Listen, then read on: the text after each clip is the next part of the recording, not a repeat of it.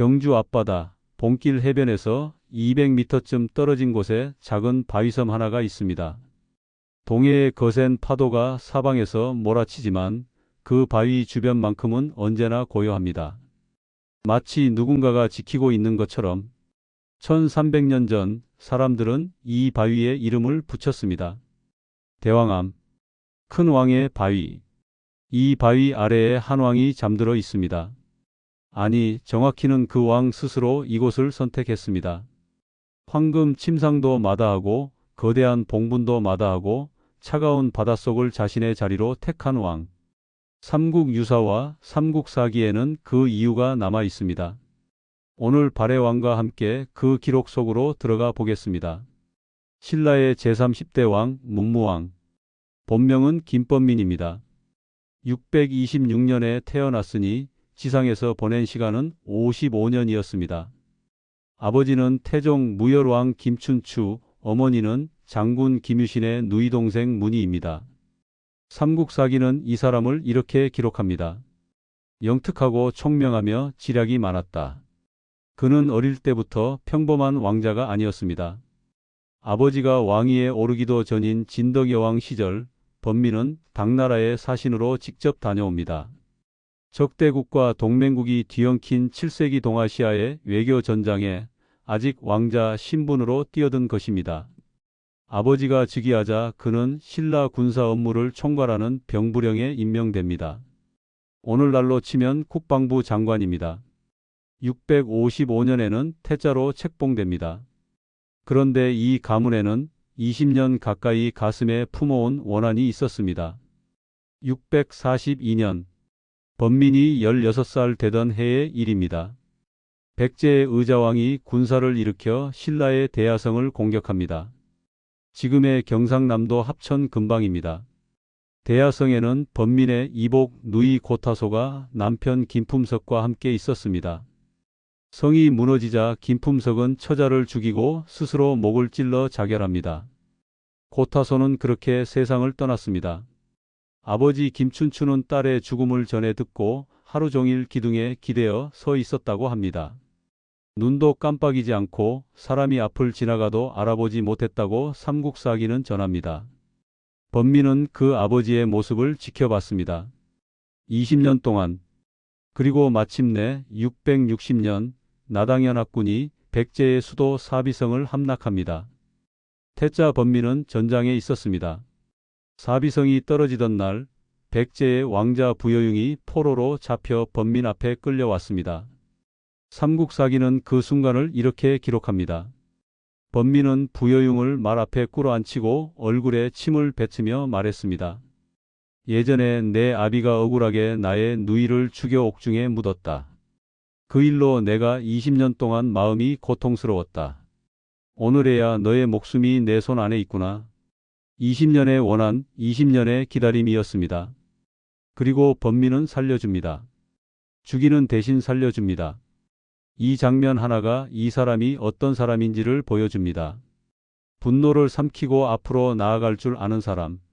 같은 해 아버지 무열왕이 세상을 떠납니다. 661년 범민은 왕위에 오릅니다. 그는 즉위 첫날부터 전쟁 속에 있었습니다. 백제가 무너진 자리에서 부흥운동이 불길처럼 번져 올랐습니다. 폭신과 도침이라는 인물이 주류성을 중심으로 세력을 규합했고 일본에서 왕자 부여풍이 건너와 합류했습니다. 백제의 옛 땅 200여 성이 이들을 따랐습니다. 문무왕은 장수들을 이끌고 하나씩 격파해 나갑니다. 663년 8월 금강하구에서 외의 원군을 실어온 함선들이 당나라 수군과 신라군에 전멸당합니다. 백강전투입니다. 이로써 백제 부흥의 불씨는 꺼집니다. 이제 남은 것은 고구려였습니다. 668년 이적이 이끄는 당나라 군대와 신라군이 합쳐 평양성을 포위합니다. 고구려는 500년의 역사를 끝으로 무너집니다. 그러나 문무왕은 이것이 끝이 아님을 알고 있었습니다. 고구려가 무너지던 그 순간부터 당나라의 본색이 드러났기 때문입니다. 당나라는 고구려 땅에 안동도호부를 설치하고 신라 땅에는 이미 계림대도독부라는 이름으로 자국의 행정구역에 편입한다고 일방적으로 선포한 상태였습니다. 665년에는 이미 멸망한 백제의 왕자 부여융을 웅진도독으로 삼고 문무왕을 불러내 그와 맹세를 맺게 했습니다. 망한 나라의 왕자와 살아있는 신라왕이 동등한 자격으로 맹세를 맺는다는 것, 당나라가 신라를 어떻게 보고 있는지를 보여주는 장면이었습니다. 함께 피를 흘린 동맹국을 당나라는 식민지처럼 취급하려 했습니다. 고구려가 멸망한 뒤 당의 총사령관 이적은 신라는 이번 전쟁에서 공이 없다고 선언합니다. 그 말이 신라 군영에 전해지자 장수들은 동요하기 시작했습니다. 나라 안에서는 당나라에 투항하려는 귀족까지 나타납니다. 문무왕은 그런 자들을 단호하게 처단하면서 내부를 단속합니다. 그리고 결심합니다. 670년 봄, 신라군이 압록강을 건넙니다. 세계 최강 대제국 당나라를 향해 신라가 먼저 칼을 겨눕니다. 나당 전쟁의 시작입니다. 이 전쟁은 7년을 끌었습니다. 670년부터 676년까지. 그 7년 동안 문무왕은 단 한 번도 포기하지 않았습니다.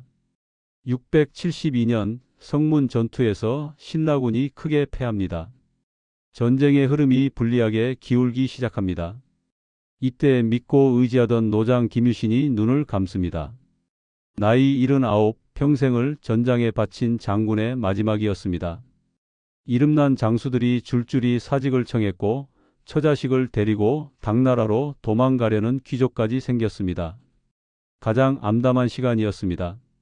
백제도 바로 그런 내부 배신 속에 무너졌습니다. 하지만 문무왕은 무너지지 않았습니다.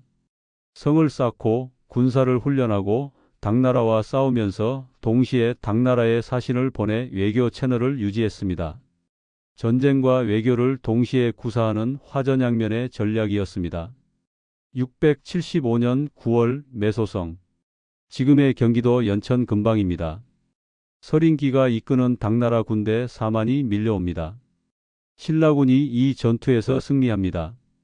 당나라의 기세가 꺾입니다. 이듬해 676년 11월 금강 하구 기벌포에서 당나라 수군이 마지막으로 격파됩니다. 당나라는 대동강 북쪽으로 물러갑니다. 삼국 통일. 아버지 무열왕이 꿈꾸던 그 일이 마침내 완성됩니다. 하지만 여러분, 전쟁이 끝났다고 왕의 짐이 가벼워진 것이 아니었습니다. 통일된 땅 안에는 고구려 사람, 백제 사람, 신라 사람이 뒤섞여 있었습니다. 수백 년 원수로 싸워온 사람들이 하루아침에 한나라 백성이 된 것입니다. 나라 밖으로는 동해 건너 왜구가 시도 때도 없이 해안을 약탈했습니다. 전쟁이 끝났는데 백성의 고통은 끝나지 않았습니다. 문무왕은 왜구를 막기 위해 동해 바닷가에 절을 짓기 시작합니다. 불법의 힘으로 나라를 지키겠다는 마음이었습니다. 훗날 가문사가 될 그 절이었습니다. 그러나 절은 완성되지 못했습니다. 681년 문무왕은 병석에 눕습니다. 제위 21년, 즉위 첫날부터 갑옷을 입어온 왕이 이제 갑옷을 벗을 시간이 다가왔습니다. 그의 눈은 여전히 동해를 향해 있었습니다. 짓다만절을 바라보며 젊은 아들 신문왕을 생각하며 이때 지휘법사라는 스님이 병석의 왕을 찾아옵니다. 스님이 묻습니다. 대왕이시여, 정말 용이 되려 하십니까? 용은 미물인데 후회하지 않으시겠습니까? 삼국유사에 기록된 문무왕의 대답입니다. 나는 세속의 영화를 싫어한 지 오래다. 짐승이 되어도 좋으니 내 나라만 무사하다면 그것으로 족하다. 짐승이 되어도 좋다. 천하를 통일한 왕이 한 말입니다. 나라를 위해서라면 지금 이 자리도 이 목숨도 내어놓겠다는 말입니다. 이 한마디가 문무왕이라는 사람의 전부를 말해줍니다. 681년 7월 문무왕은 세상을 떠납니다. 그의 마지막 유언은 짧고 단호했습니다. 삼국사기에 전해오는 유저의 내용은 이렇습니다. 지난날 모든 일을 처리하던 영웅도 마지막엔 한 무더기의 흙으로 돌아갔다. 내가 죽고 10일 뒤에 화장하면 족하다. 무덤을 크게 만들어 백성들을 고생시키지 마라. 여기에 더해 그는 이렇게 말합니다. 내가 죽으면 바다의 용이 되어 나라를 지키고자 하니 화장하여 동해에 장사 지내라. 당시 왕의 무덤은 하늘을 찌를 듯 거대한 봉분으로 만드는 것이 상식이었습니다. 경주 시내에 지금도 남아있는 대릉원의 그 거대한 무덤들을 생각해 보시면 됩니다. 그런데 문무왕은 그것을 거부했습니다. 단순히 검소한 것이 아닙니다. 당시 불교식 화장은 매우 파격적인 선택이었습니다. 오직 백성의 노역을 줄이겠다는 마음, 그리고 죽어서도 나라를 지키겠다는 의지만이 그 속에 있었습니다. 신문왕은 아버지의 유언을 받들었습니다. 화장한 유골을 동해 앞바다 바위 위에 안장했습니다. 사람들은 그 바위를 대왕암이라 불렀습니다. 1970년대 대왕암을 과학적으로 조사한 결과 바위 바닥에 인위적으로 판 흔적과 사방으로 물이 드나드는 수로가 확인되었습니다. 1000년 전의 기록이 단순한 전설이 아니었음이 밝혀지는 순간이었습니다. 아버지를 바다에 모신 신문왕은 아버지가 짓담한 절을 완성합니다. 682년 감은사, 은혜에 감사한다는 뜻입니다. 이 절의 구조가 범상치 않습니다. 금당 돌계단 아래에 동쪽을 향해 구멍을 하나 뚫었습니다. 발굴 조사에서 실제로 금당 아래 지하 공간이 확인되었고 이 공간은 대종천을 통해 바다와 연결되는 구조였습니다. 용이 된 아버지가 언제든 바닷물을 타고 절 안까지 들어와 쉬어갈 수 있도록 아들이 아버지를 위해 만든 문이었습니다. 여러분, 이 장면을 한번 상상해 보십시오. 아버지가 세상을 뜨고 아들은 절을 짓습니다. 그리고 절 아래에 구멍을 냅니다. 아버지가 바다에서 헤엄쳐 올라올 수 있도록. 이것이 1300년 전 한 아들이 아버지에게 한 일입니다. 감은사가 완성된 이듬해 동해를 지키는 관리가 신문왕에게 급히 아뢰었습니다. 동해 가운데 작은 산 하나가 물에 떠서 감은사를 향해 오는데 물결에 따라 이리저리 일렁이고 있습니다. 일관이 점을 쳐 고했습니다. 돌아가신 문무왕께서 바다의 용이 되어 사만을 수호하고 있습니다. 지금 나라를 지킬 보물을 내어주려 하시니 해변으로 나가 보십시오. 신문왕이 이견대에 나가 바라보니 그 산 위에 대나무가 자라고 있었습니다. 낮에는 둘로 갈라지고 밤에는 하나로 합쳐지는 신기한 대나무였습니다. 이 대나무로 피리를 만들었습니다. 만파식적, 만가지 파도를 잠재우는 피리. 삼국유사는 기록합니다. 이 피리를 불면 적이 물러가고 병이 낫고 가뭄에는 비가 오고 풍랑이 잔잔해졌다고. 물론 이것은 전설입니다. 그러나 이 전설이 말하는 것은 분명합니다. 아버지는 죽어서도 아들 곁에 있었습니다. 죽어서도 나라를 걱정했습니다. 그 마음이 대왕암이 되고 감은사가 되고 만파식적이 되었습니다. 여러분, 문무왕의 이야기를 들으시며 어떤 분이 떠오르셨습니까? 평생을 가족을 위해 일하고 자식들이 이제 제 앞가림을 할 수 있게 됐는데도 걱정의 끈을 놓지 못하는 분들. 내가 없어도 저 아이들이 잘 살아갈 수 있을까? 라는 마음을 가슴에 품고 사시는 분들. 문무왕은 죽어서 용이 되겠다고 했습니다. 아버지이기를 포기하지 않겠다는 말이었습니다. 왕이 아니어도 좋고 짐승이 되어도 좋으니 나라와 자식만 평안하다면 그것으로 충분하다는 말이었습니다. 660년 백제 정벌의 전장에서 20년 원한을 삼키고 부여융을 살려보낸 일. 당나라 대제국을 상대로 7년을 버텨낸 일.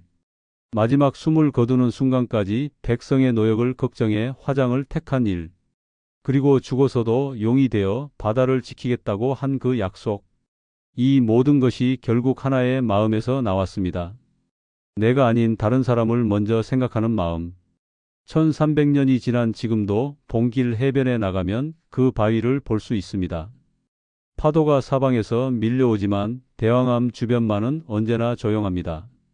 왕은 아직도 그 자리에 있습니다. 용이 되어 나라를 지키겠다는 그 약속을 지키고 있는 것처럼 오늘 이 이야기가 가슴에 남으셨다면 댓글로 여러분의 이야기를 들려주십시오. 부모님 생각이 나셨다면 오늘 전화 한 통을 드려보시는 건 어떨까요? 구독과 좋아요는 발해왕이 더 깊은 이야기를 찾아오는 힘이 됩니다. 다음 이야기로 찾아뵙겠습니다. 시청해 주셔서 감사합니다.